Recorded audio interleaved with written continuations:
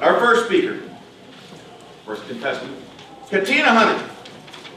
The do not list. The do not list, Katina Hunter.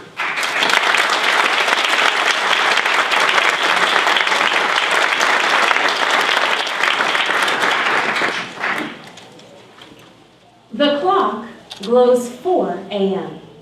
I roll over in bed and whisper into my husband's ear, "Honey, I'm really in the mood for a big bowl of Cap'n Crunch cereal. Run to the store and get me some?" Without a word, my husband lurches out of bed, and moments later you see his car drive off in the direction of the nearest Walmart, a half hour away. Mr. Contest Chair, fellow Toastmasters, and guests. In a normal world, this would never happen. But the world of a pregnant woman is a little bit different. Sometimes it definitely has its advantages. Other times, not so much.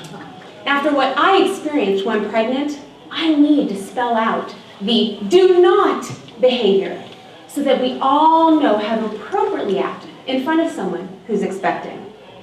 Now, in case you didn't know, a pregnant woman blocks out thoughts of the actual pregnancy and upcoming birth.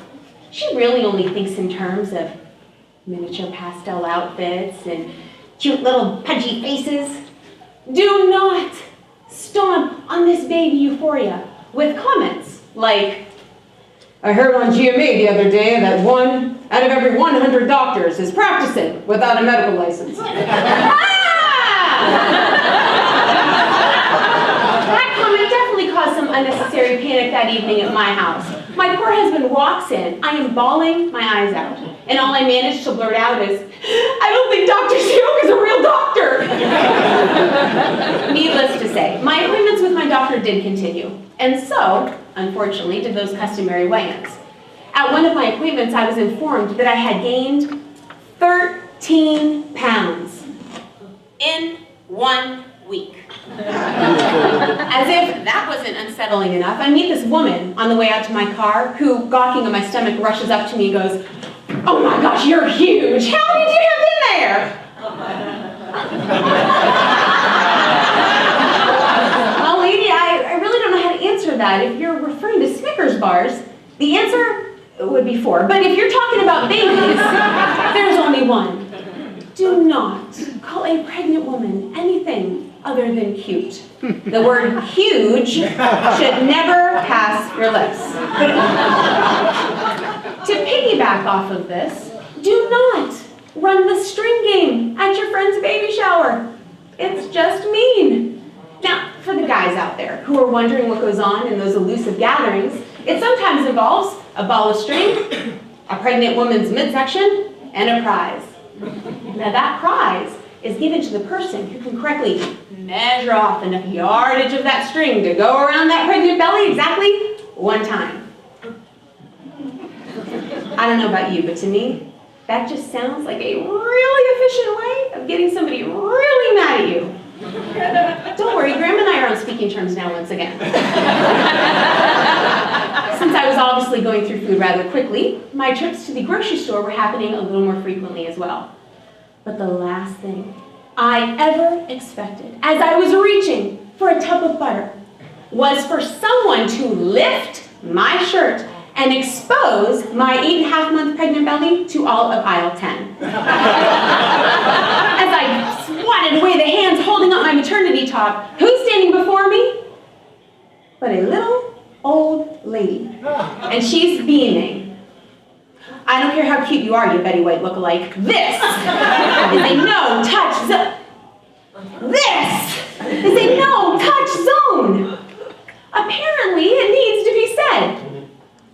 Do not undress pregnant women in Giant Eagle." Now, for anybody who's in the accounting business, I have a do not just for you. My husband and I went to get our taxes done, and the lady at H&R Block insisted that I was having twins. She was actually looking for signs of multiple birth throughout my entire tax paperwork. For example, with every double number she saw, she'd point at her computer, point at me, and go, "Twins! This is not fun. Do not make what should have been an hour-long appointment into a 3-hour, 38-minute debacle. I didn't know it was possible to hate your social security number, but that day, I did. It ends in 664400. You hear a lot of odd things when you're pregnant, and a lot of them would fall under the category of birthing disaster stories.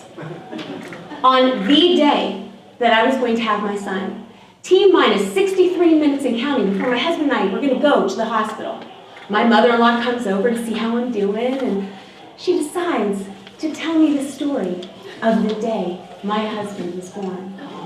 Aww, here is a moment that I will remember forever. Unfortunately, if you do insist on telling such stories, do not act out how the nurses helped to pull.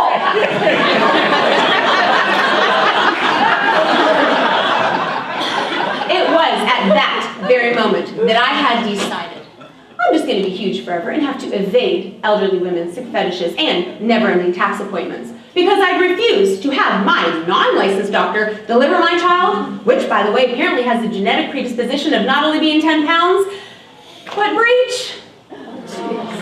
When in doubt, just smile and say, "Oh, you look so cute," and feel free to add, "How about a big bowl of Cap'n Crunch?"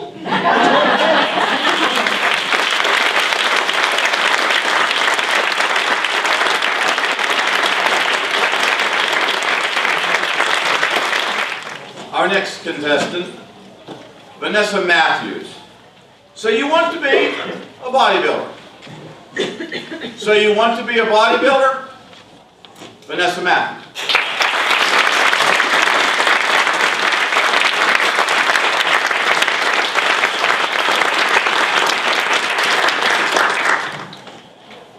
Have you ever wanted to do something that seems impossible?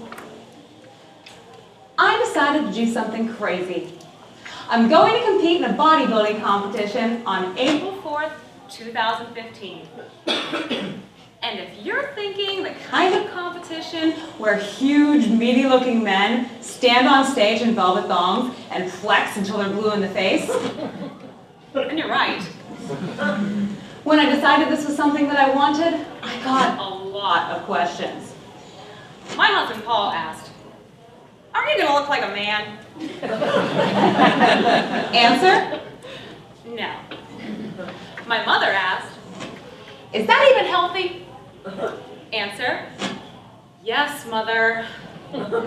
And the question that everyone seems to ask, why would you want to do such a thing? Good question. So I can beat my husband in a push-up contest, of course.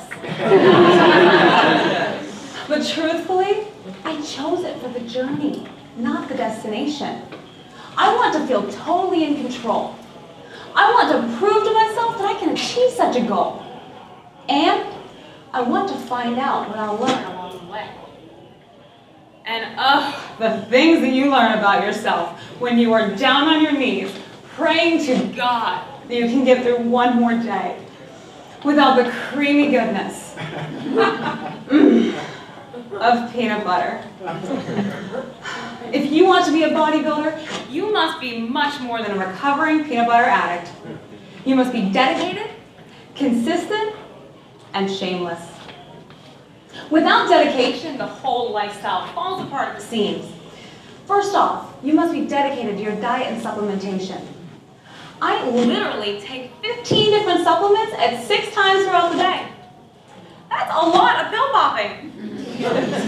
But you need those nutrients to keep your body from breaking down during 2-hour and twice-a-day workouts. And that's the other thing you must be dedicated to, your workouts. But that's the easy part for me. I love beating my body up and crawling out of the gym. In fact, my favorite pastimes are sweating, lifting heavy, and grunting like a man. And I love the feeling the next day when I can't lift my arms up to do my hair, or stand up from the toilet seat without gripping the walls. And if you want to get by in the gym, dedicate some time to learning the bodybuilder's lingo. Here's a scenario for you. Another bodybuilder named Brandon, who was one beefy-looking 20-year-old, comes up to me in the gym and says, "Yo, Ness, looking swole. You must be cutting." And my response, "Thanks, brah. I've been killing bis and tris like it's my job." Allow me to translate. "Hello, Vanessa. Your muscles are looking large and defined. You must be eating only protein and vegetables." "Thank you, sir. I've been doing bicep and tricep exercises for 8 hours a day." And if you overheard a bodybuilder's conversation in the gym, you might think we all have anger issues. You'd hear things like, "I'm gonna go smash shoulders," or "I killed it in the gym today," or "I'm gonna crush bench press like I crush cute little puppies." But really, that's just the language we use. If you want to be a bodybuilder, you must be dedicated and consistent. Every single Sunday, I spend 3 hours in my kitchen prepping all of my food for the week. I cook a pound of broccoli, a pound of chicken, a pound of tilapia, and a half dozen sweet potatoes. Then, I portion out my salad dressings, my supplements, and my sanity. Throughout the week, you have to stick to the plan without fail and eat for fuel instead of fun. And you must also consistently drink a gallon of water each day. Have you ever seen the Planet Fitness commercial where the big lunk walks in with his gallon jug? I never thought I would be that person. But now I pick things up and put things down every single day. In fact, my husband Paul calls me the jug lady. Or jugs for short. There are some positive and negative side effects to drinking so much water, however. Positives: your skin is clear, you have more energy, and you get lots of exercise running to the restroom every 30 minutes. Negatives: you can't sleep through the night, take long car drives, and you become the jug lady. If you want to be a bodybuilder, you must be dedicated and consistent. But you must also be shameless. From eating cold tilapia out of Tupperware while you sit at Eaton Park with your friends and family, to the unfortunate side effects to consuming so much protein, commonly known in the bodybuilding community as protein farts. And the competition itself is a spectacle. From burnt toast spray tans to banana hammocks, there is no room for modesty. And while I'm on stage, my coach will be in the audience shouting things at me like, "Squeeze your glutes, flare your lats, don't forget to smile." And then there's the outfit. Personally, I was excited to purchase my hot pink posing bikini for the competition until I put it on. It made my butt look like a pork roast wrapped too tight. And I've got to be shameless enough to walk out on stage in 5-inch heels and strut my stuff like it's no big deal. It is not easy being a bodybuilder, but you will learn a lot about yourself in the process. I've learned to overcome addictions to sugar, salt, and peanut butter. I have found a whole new level of motivation to work harder, to lift heavier, and grunt louder. And I found an appreciation for women who wear 5-inch heels. If you want to be a bodybuilder, be prepared for the ride of your life. Then prepare your friends, family, and coworkers to put up with your crazy lifestyle. And finally, ask yourself this. Are you dedicated? Are you consistent? And can you make a velvet thong look good?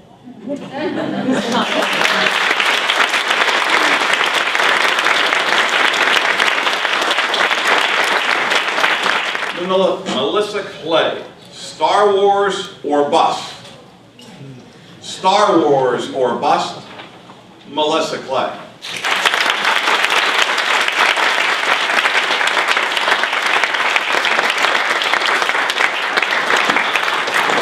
Fellow Toastmasters and welcome guests. Dirt bikes, baseball, scraped knees, a broken wrist, matchbox cars. These 5 things describe me as a kid. I was a tomboy.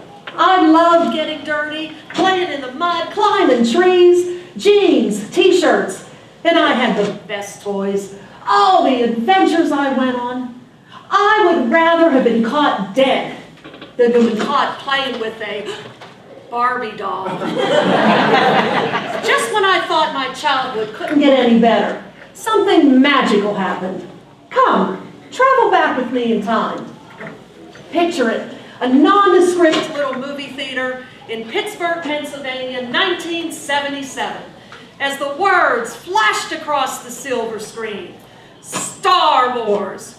From the moment I heard Princess Leia plead, "Help me, Obi-Wan Kenobi, you're my only hope," to the final epic destruction of the Death Star, I was hooked. From the moment I heard the Star Wars logo go on that screen, there was no turning back. Everything had to be Star Wars. I'm talking toys, pajamas, school supplies, birthday parties, even down to the freaking wrapping paper. It had to be Star Wars. In no time at all, my bedroom looked as if the galactic battle was still being fought amidst the Darth Vader pillowcases and the C-3PO clock radio. Now, when the sequel to Star Wars came out, The Empire Strikes Back, there was one toy I wanted more than anything else that Christmas. It was called the All-Terrain Armored Transport, or AT-AT for short. This toy was my holy grail. I would have sold my soul to Darth Vader to get my hands on this toy. Unfortunately, I was the victim of bad timing. The steel industry was collapsing in Pittsburgh, and my dad lost his job in the steel mill. And my parents couldn't justify spending $50 on just one toy. That was a lot of money back then. But when you're a kid, you don't look at the world in terms of the economy. You look at it in terms of, gee, what else can I get my greedy, grubby little hands on? So I begged my parents. Finally, my mother in exasperation goes, "Go ask your Aunt Shirley." Ah, my Aunt Shirley. Let me tell you about her. As shallow as it may sound, if you wanted the biggest, best, most expensive toys for Christmas, you went to Aunt Shirley. She had money, and she never said no. So there I was, Christmas morning, opening up my gifts at home. Thanks, Mom. Thanks, Dad. When are we going to Aunt Shirley's? When are we going to Aunt Shirley's? Finally, after what seemed like an eternity, we go to Aunt Shirley's.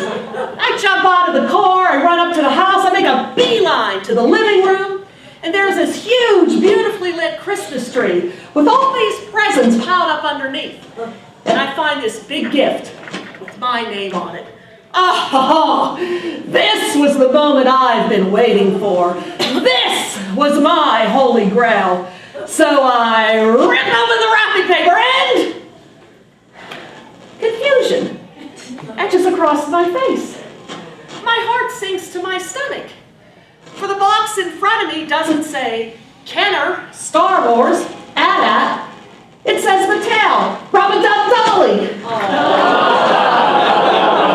Livid does not even begin to describe what I felt. I'm looking at this box, and I'm thinking, did she put the wrong name on the tag? Oh, look at what the box says. You can change the dolly's diapers.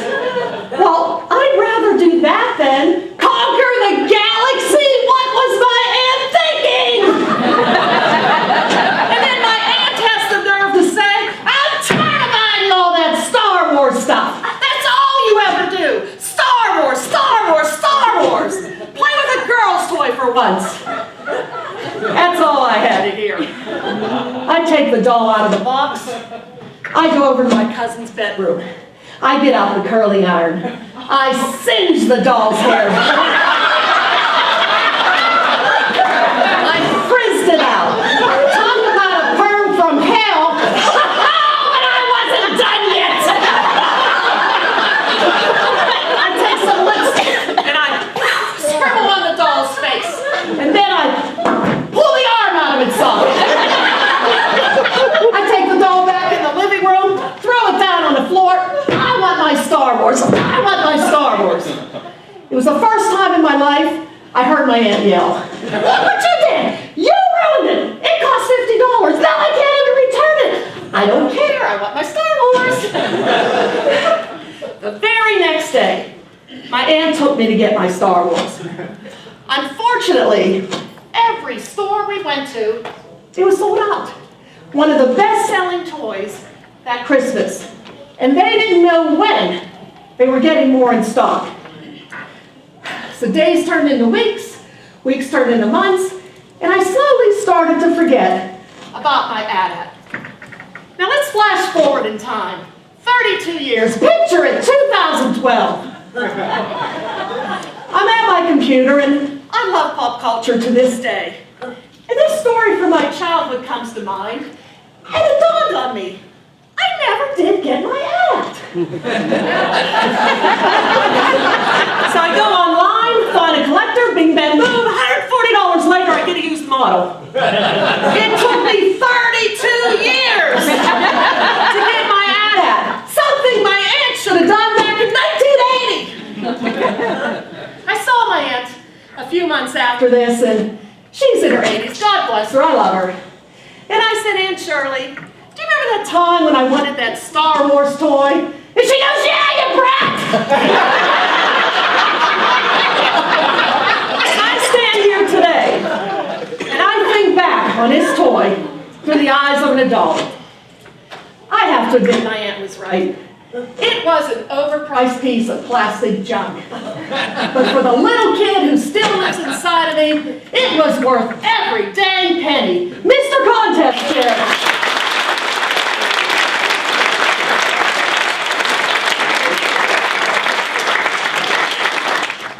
Our fourth speaker, Claudette Biers.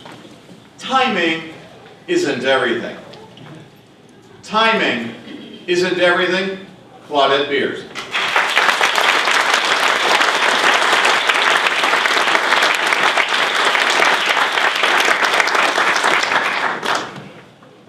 How many of you have told a joke? Raise your hands. Come on, don't be shy. How many of you think all you need is good timing?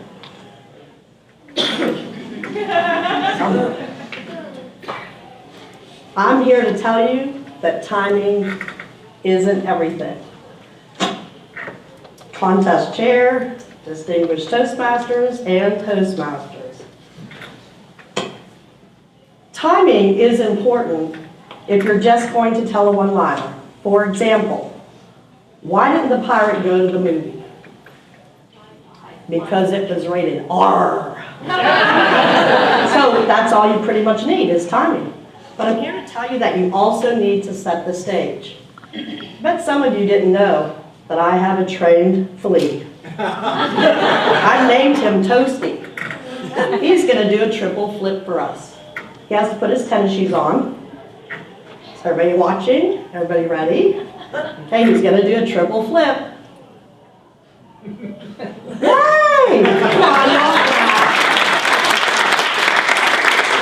The only problem with it is he gets really sweaty feet. Jessica, could you do me a favor? Could you hold his tennis shoes up so they dry out? Do you believe in my flea? Yes, now I do. And that brings me to my next point. I need to know my audience. Because what I wanted her to say was no, so that I could have said, then why are you holding his tennis shoes? So, knowing your audience. This audience looks like it's been around the block a couple of times. So, did you guys hear about that actress that stabbed herself last night? Oh no. bad time to have a memory cramp. Oh, I can't remember her name. She was in Sweet Home, Alabama. No, with a knife. I made the mistake of going home to my boyfriend, telling him that joke, knowing he doesn't know names. It's some actress, it's this, it's that. He barely knows my name. You also, the audience needs to know you. They need to know who you hang out with, who your family is. Does everybody here know Hollis? Yes. Hollis, do you mind if I tell what happened the other day? No one can. Okay. I walk into Giant Eagle, and who do I run into but Hollis?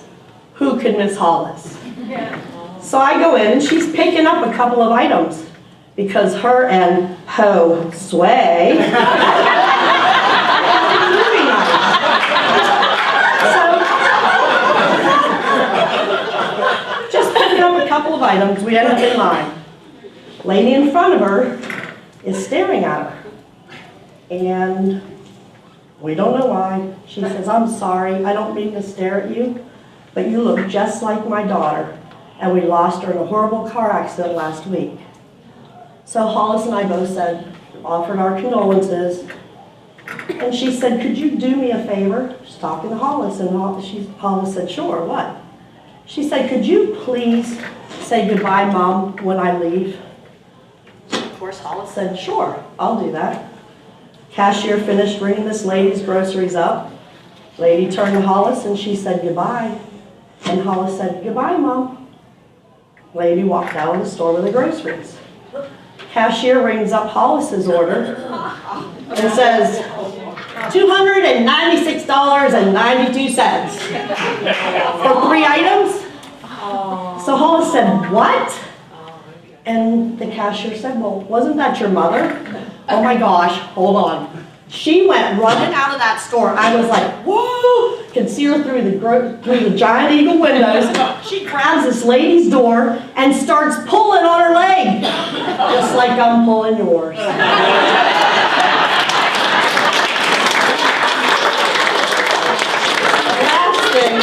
The last thing to always remember is you have to tell it from the correct point of view. I told this girl that I worked with, Lisa, that I used to work at Abe's. It's like a Walmart, for those of you that are too young. And this lady was following me all around the store. And I said, "Can I help you find something?" "No." But she continued to follow me. So I said, "Okay, you're making me a little nervous. Can you please stop following me?" She said, "But you don't understand. I know you." I'm really good with faces. I'm getting older now, so I don't always remember your name, but I'll hug you. But I don't know this lady's face. Never have I seen her before. She says, "You don't understand. I know you from a previous life." I don't know about you guys, but I was like, ooh, maybe I was a president, or maybe I was a distinguished Toastmaster. She tells me that I was her dog. I know that I'm not Miss America ready, but someone's dog? Okay, then she said she could prove it. I'm gonna get a tail, I'm gonna grow fur, oh my gosh. She tells me if I feel the back of my neck right here, I have my bone is shaped like a dog bone. Cheryl, could you come up and feel that?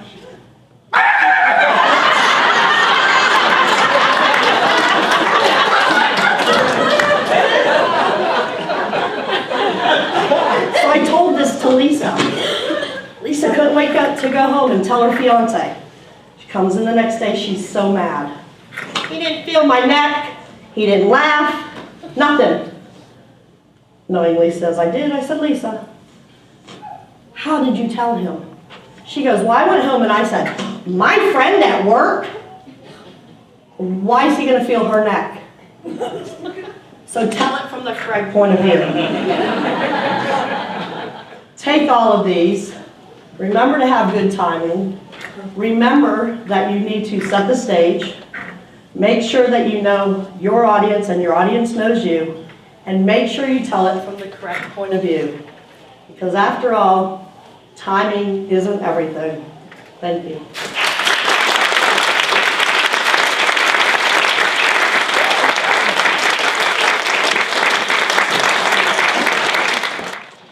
Tammy Mariutto, shopping with the Mariutto girls. Shopping with the Mariutto girls, Tammy Mariutto.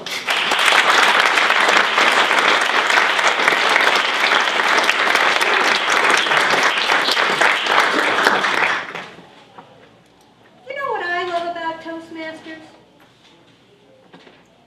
No hecklers. My mom and dad were an Italian couple who grew up in Brooklyn, New York. Oh yeah, there's some brutal hecklers that come out of that neck of the woods. But contrary to my accent, I didn't grow up in the city. My father was an engineer. He got transferred several times while we were growing up. Our family of four lived in the South. That's where I learned to say y'all with a Brooklynese twang. We lived in the suburbs, polite southern folk, their quiet communities. Well, they were quiet until the Mariuttos showed up. When my father decided it was time his girls should come home, he used to put his pinkies in his mouth. And I remember he could whistle so loud, I heard him from 3 blocks away. And when I heard that whistle, I was expected to make it home in a moment's notice. But what really made those Southerners stop it all was my mother and sister when they left the house on a shopping excursion. They were a spectacle never before witnessed south of the Mason-Dixon line. There's the chair, fellow toasters, honored guests. When the Mariutto girls left the house, it was, look out world, here we come. And although I found it embarrassing on occasion, man, I miss having those stories to tell at the dinner table of our adventures. My little sister, Robin, came bouncing into the retail world the month before I turned 7. And by the time I was 11 years old, leaving the house with my mother and sister was never going to be the same again. I think it might have started on my sister's 3rd birthday. I gave her a little change purse and I stuffed it with coins. She pointed those coins out and tell you the kid could count them as fast as I could. And I believe at that point in time she determined she was always going to keep her change purse full. Back then you could buy a piece of penny candy. When we went to the store and she'd get a piece of candy out of the bin, the penny in hand, she'd walk up to the cashier and say, "Will I get change?" The answer was naturally no, so that candy went back, the penny was in the pocket, and she was done there.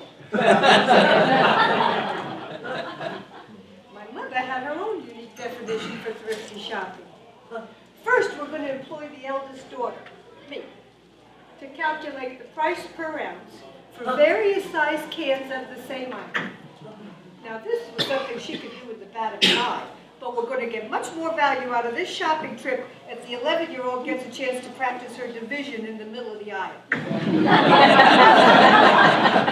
I'm standing there staring at a can of beans, trying to figure out the price per ounce to the 3rd decimal place. And my mother begins scouring the shelves. She's looking for cans that are dented or missing the label. Well, when she found such a treasured item, she'd go sashaying down the aisle, "Sir, sir!" She'd find the nearest stock boy, and that poor pimply-faced kid, he'd never been called sir in his life. You know it didn't take a whole lot more persuasion for her to get that kid marked down to a nickel.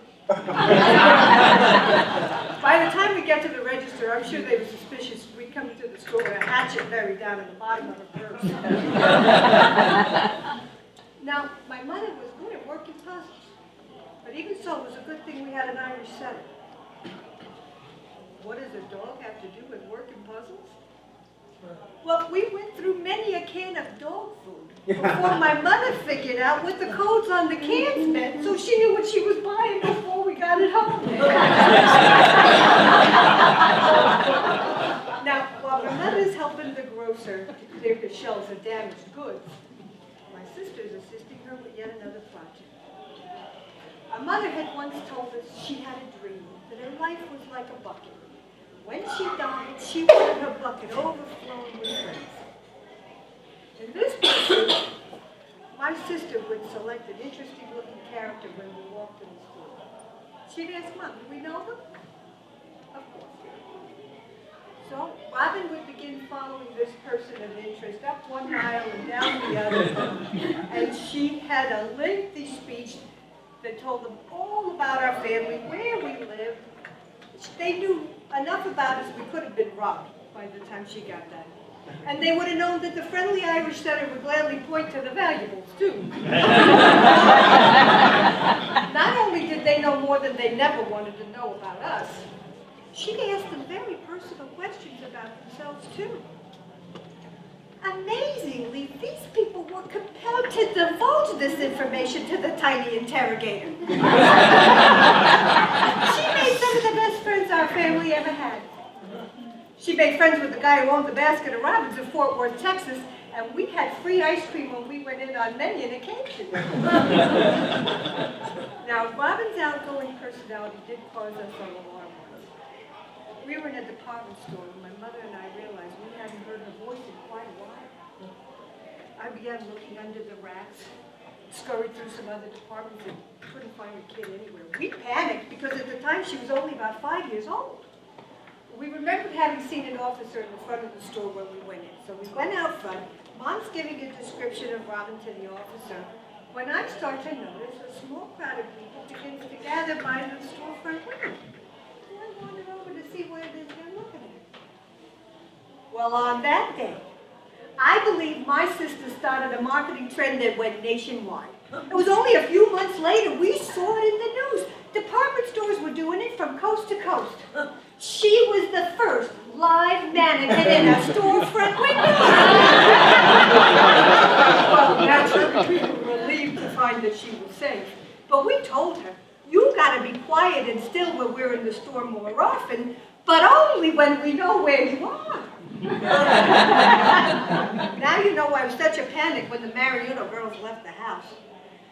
And maybe why our family had to move on several occasions. Thank you very much.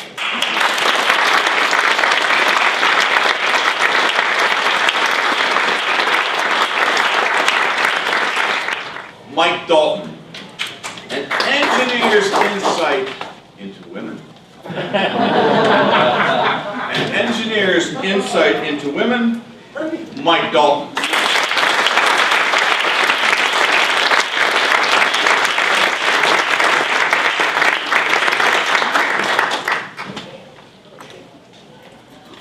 Picture my new department at work. We have 7 women, 1 engineer, me. I know you feel sorry for the ladies. Mr. Chairman, delightful, lovely ladies and gentlemen. My life used to be simple and easy. Now it's complex and dangerous. It has been educational. Take multitasking. No, all women can multitask, but my ladies are above average. Okay? I look over, they're on the telephone, they're working on a spreadsheet, they're sending a text message, they're reviewing an invoice, they're stapling that stack of papers, they're listening to every conversation in the audience, and they're keeping a close eye on me. I get tired just watching. Now, I can multitask too. I can multitask from 0 task to 1 task. Anyone remember the Mars Venus guy? Yes. He said women love to communicate. Remember, I'm an engineer. Doesn't match. So I've got 7 women communicating. You say, well, Mike, you're a Toastmaster. Have you seen the manual for communicating with 7 women?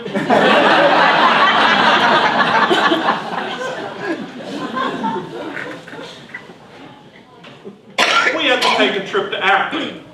I was charmed into being the driver. Do you know how much luggage 7 women need?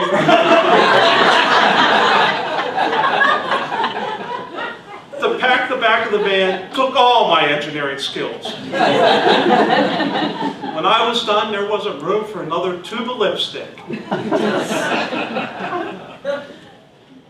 Of course, I didn't lead the discussion on the drive. I heard things no man should ever hear.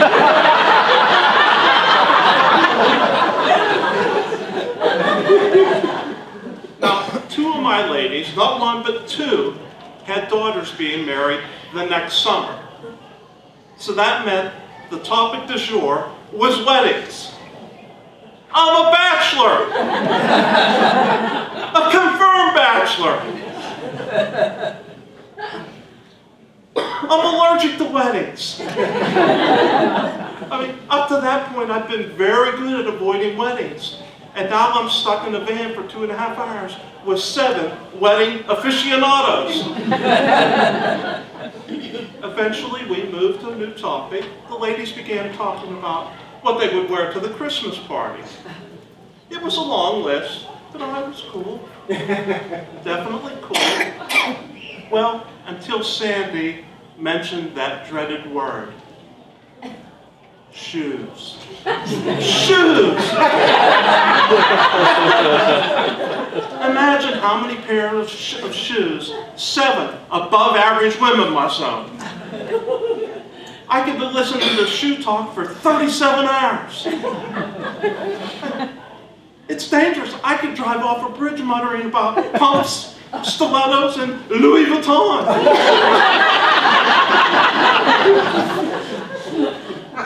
Now, when we got to Akron, I did get to demonstrate some of my extraordinary leadership ability.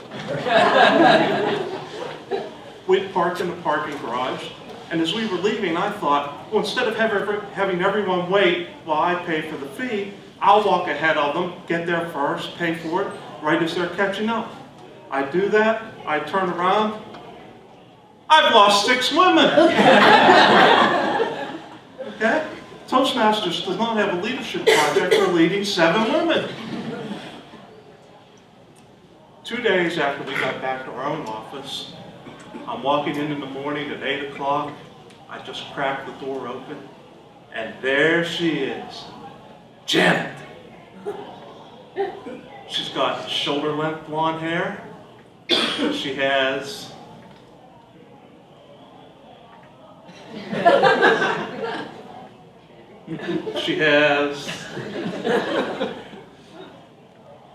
a fit physique. She's flashing me a $1 million smile. Her arms are raised up and outstretched, and she excitedly says, "Mike! Someone's happy to see me. Where's my spray? I got it." Her voice sweetens and she says, "I have a stink bug on my desk."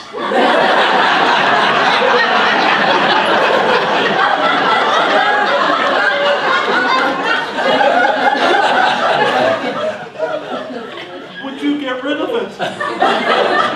Please. A stink bug.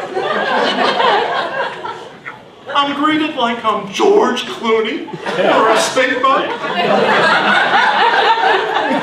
Let me give you a little tip, ladies. For those of us less handsome than Mr. Clooney, it doesn't take that much charm to get rid of a stink bug.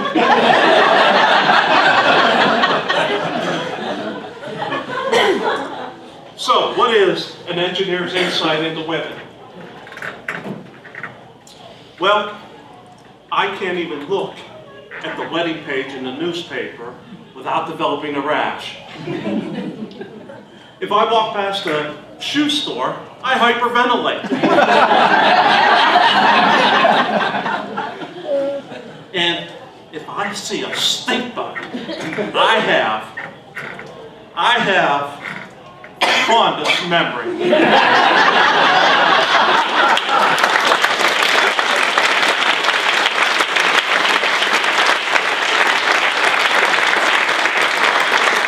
7th contestant, Alexandra, Sabina.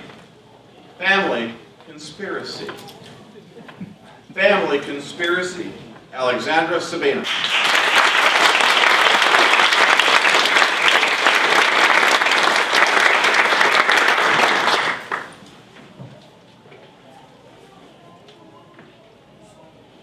How many of you, by show of hands, have siblings? Wow. You understand where I'm coming from. Family conspiracy. How my parents treated me different than they treated my brother. For instance, there we were. At the dinner table, my brother speaks up, "Dad, can I have a tire swing?" My father says, "Oh, of course you can." And immediately after dinner, my father jaunts out to the shed, dives in, and you hear all this rustling, and a few moments later, he emerges, a tattered rope, and a balding tire truck. Truck tire. One of those two. He fashions a knot, throws it up over a tree limb, puts it together, and before you know it, he's pushing my brother's giggling, and my father's laughing, and of course, I want some of this. And I go, "Dad, Dad, can I swing? I'm gonna swing, I'm gonna swing, I'm gonna swing, I'm gonna swing, I'm gonna swing." "Okay, honey, whoa." "Come on over here, honey. This is a little too big for you, but I'll tell you what." And just then my mom comes over, puts her arm around me and says, "Hey baby girl, how about we get you a new swing set tomorrow morning?" And it was like, breathe honey, breathe. It was all I could do to go to sleep that night, knowing there's going to be a new swing set in my backyard. I wake up to the sound of clanking tools against metal. I knew that meant. I get dressed and I run outside and slam goes the storm door, run down the steps and into the backyard. There it was in all its glory. Ruby red, sparkly fleck paint with line spirals down each of the legs of this swing set. My father labored long and hard to erect this swing set next to the house, but facing the house. "Come on, honey, come on, try it out." Even a young lad like me, at that time, knew that was a bloody nose just waiting to happen. Family conspiracy. I see a few heads nodding. I see a few. But you're not convinced, are you? Okay. How's this one? It's Sunday night, and my parents send me off to bed as I hear my brother, "Mom, Dad, can I stay up to watch the Beatles on Ed Sullivan's show?" Yeah, that was a real thing for some of you younger people. And my parents, unified, "Yes, of course you can." I run downstairs. "I'm gonna watch, I wanna watch, I wanna watch, I wanna watch, I wanna watch." As I see out of the corner of my eye, my father gives my mom that look. My mother nods and winks. She comes over, as eloquent as she is, hands on her knees and says, "Hey baby girl, how would you like a Pez candy?" "Breathe, honey, breathe!" Who knew?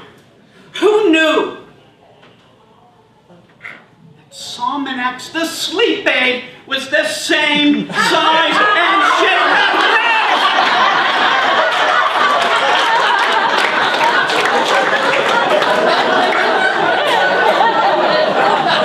Family conspiracy, you tell me. I see some nodding heads. disturbing is I'm seeing some massive smiles. I have a feeling Pez and Salmonex is going to do some good business tomorrow.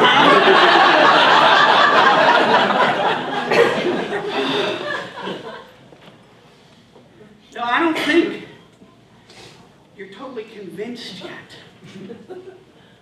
Okay, one more. Let me reach into the Sabina bag of tall tales here. Which one? Should I tell you about the... Nah, not the quicksand box. How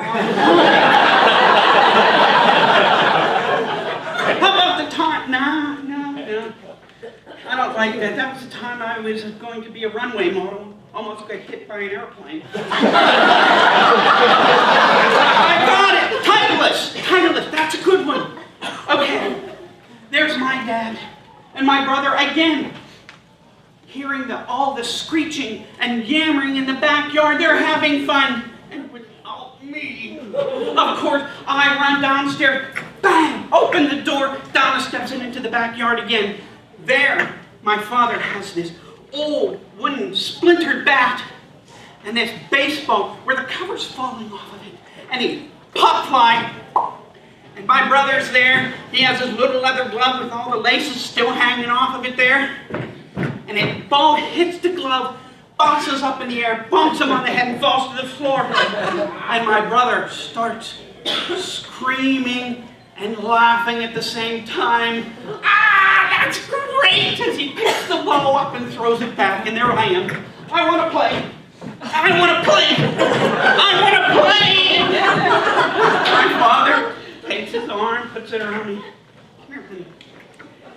Your brother is going to be going off with his friends in a few minutes, and then you and I, we can play, okay? I couldn't wait. Here, my brother goes off with his friends. My dad calls me over. Come on over. And I run over. Breathe, honey, breathe. Please breathe. This is okay. Now you're going to go over to the hedges and stand there, and I'll go over here and get ready. But Daddy, don't I get a glove too? Why, no, baby girl. This ball's going to be so much smaller. You're not even going to need a ball or a glove. As he pulls the ball and gets ready to tee it up.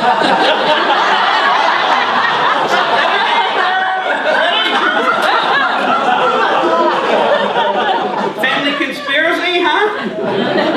Now, what do you think?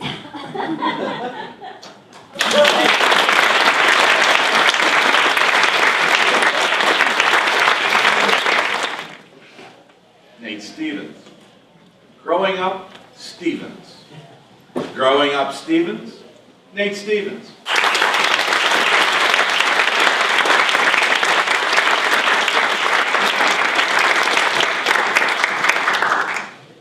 Parents say the strangest things to show that they love their children.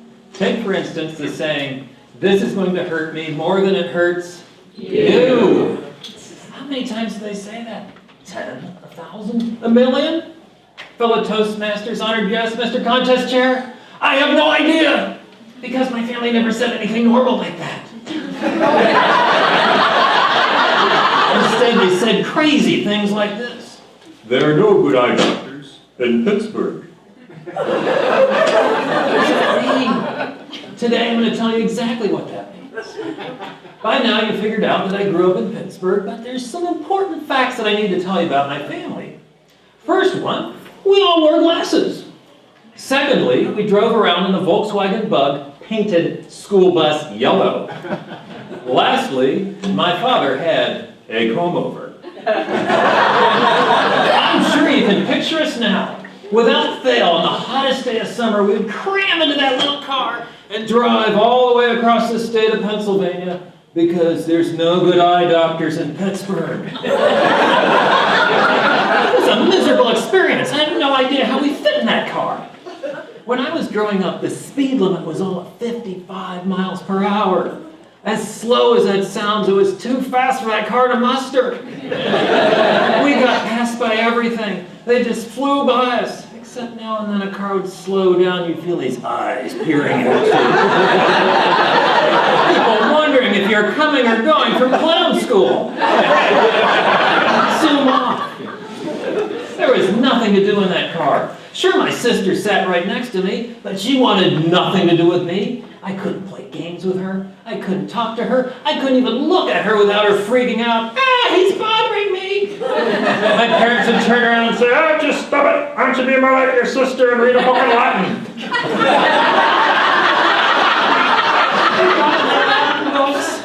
Now then, there's an important fact I told you about my family.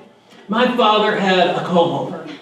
That was a detriment to all of us for two reasons.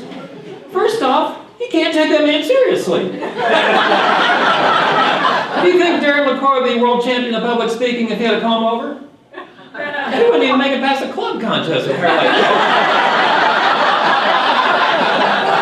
Now, the worst off is my father was absolutely convinced if the windows were open just a smidgen, that would be enough to create this huge vortex of wind that would completely mess up all of his hair. And mess your day up as well. Now then, if you put two and two together, you realize it's the hottest day of summer. We're driving 300 miles across the state of Pennsylvania, windows all the way up. No air conditioning. I can feel the sweat pouring from my forehead. Did you know my family never took vacations? Unless you agreed with my parents that this indeed was our vacation. Each time when we went to Philadelphia, we'd visit a national landmark, something like Gettysburg, Valley Forge, or even my favorite, the Liberty Bell. I remember that so well, waiting in line forever. Eventually, I get up and I see the bell. Oh, this has to be as good as Disney World, I know it.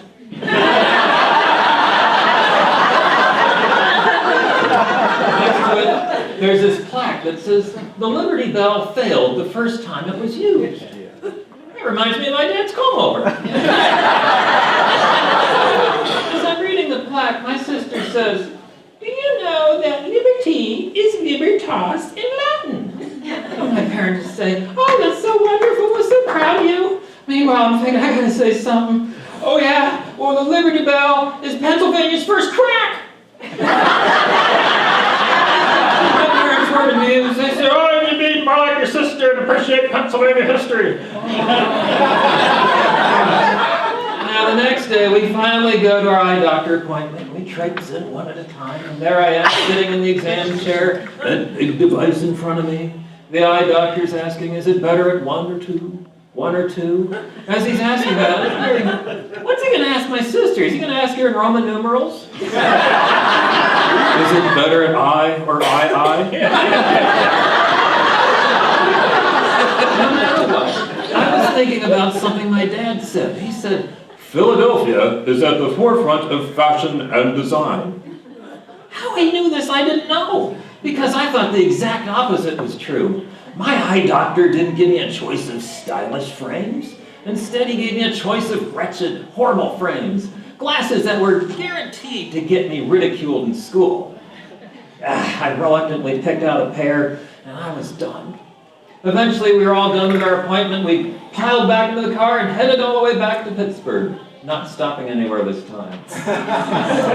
As years have gone by, I've realized that parents show strange ways to show that they love their children. Sometimes they go the extra mile. In our case, we went the extra 300 miles. But they show really strange ways to show that they love their children. It wasn't until recently that my father actually told us the reason why we went out there each year. It was that in the 1950s, there was a doctor in Philadelphia that saved his eyesight. Granted, that doctor died long before I was born. We kept going out to Philadelphia. And the more I thought about it, the more I realized I needed to say something to my father about this. One day I got up the courage to him, and I said to him, Dad, it isn't that there aren't any good eye doctors in Pittsburgh. You just haven't found a good barber here yet. Mr. Contestant.